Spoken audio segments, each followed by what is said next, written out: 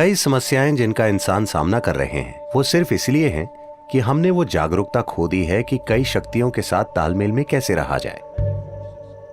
अगर आप जीवन के तालमेल में आ जाएं, तो आप भी सुबह 3 बजे के आसपास नींद से जाग जाएंगे। उस समय अगर आप बैठकर वो अभ्यास करें जिनकी आपको दीक्षा दी गई है, तो उससे सबसे ज्यादा फायदा होगा।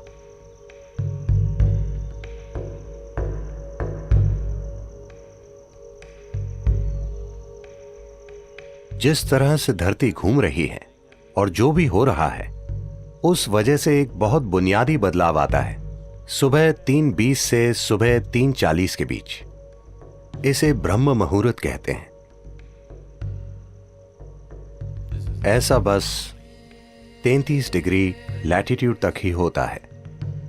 आपका सिस्टम, मनुष्य का सिस्टम एक विशेष तरीके से व्यवहार करता है।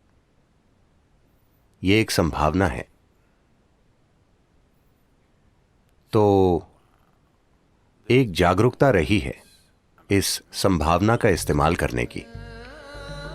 आपका जीवन उन कई चीजों का परिणाम है जिन्हें हम ब्रह्मांड कहते हैं या जिन्हें हम अस्तित्व कहते हैं। तो हम इस जबरदस्त घटना का परिणाम हैं जिसे हम सृष्टि कहते हैं। हम अपने आप में एक अलग जीवन नहीं है।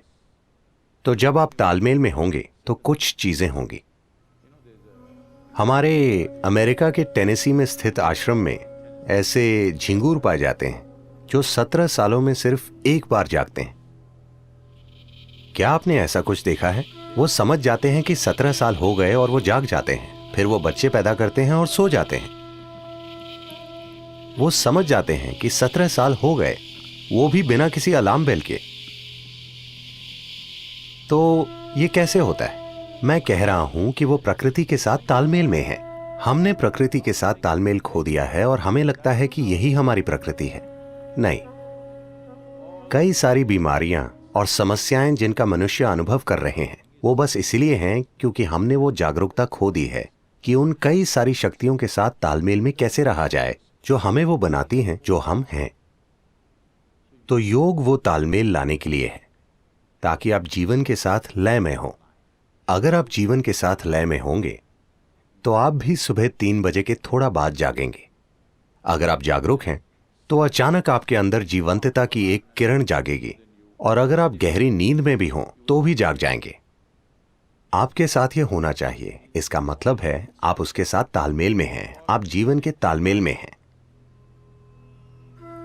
तो मुझे क्या करना चाहिए? क्या मुझे ध्यान करना चाहिए या क्रिया? इससे फर्क नहीं पड़ता कि आप क्या करते हैं। आपको वो प्रक्रिया करनी चाहिए जिसकी आपको दीक्षा दी गई है, क्योंकि दीक्षा का मतलब है आपको कोई अभ्यास बस सिखाया ही नहीं गया है, आपके सिस्टम में उसे उतार दिया गया है, उसे आपके सिस्टम में बिठा दिया गया है। तो वो जो भी हो, अगर आप में एक जीवित बीज है और आप ब्रह्म मुहूर्त पर जागें और वो अभ्यास करें, तो इससे सबसे ज्यादा फायदा होता है, क्योंकि तब धरती के बर्ताव का आपके सिस्टम पर वैसा ही असर होता है। अगर आप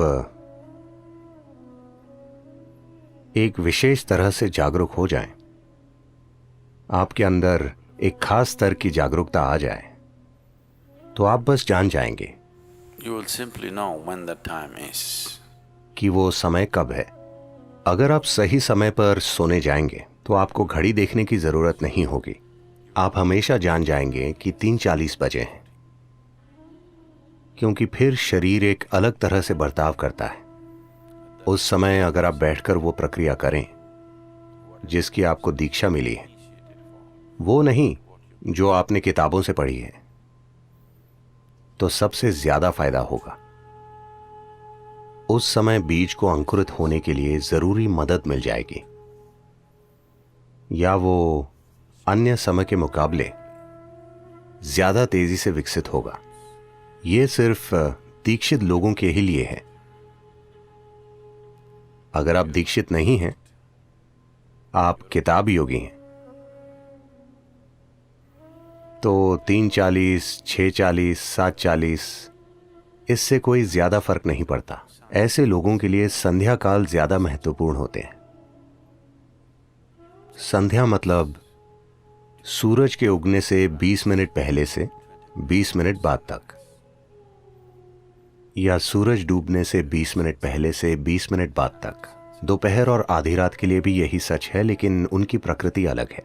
तो ये 2 संध्याएं उनके लिए बेहतर हैं जो दीक्षित नहीं है। 3:40 उनके लिए अच्छा है जिन्हें शक्तिशाली दीक्षा मिली है।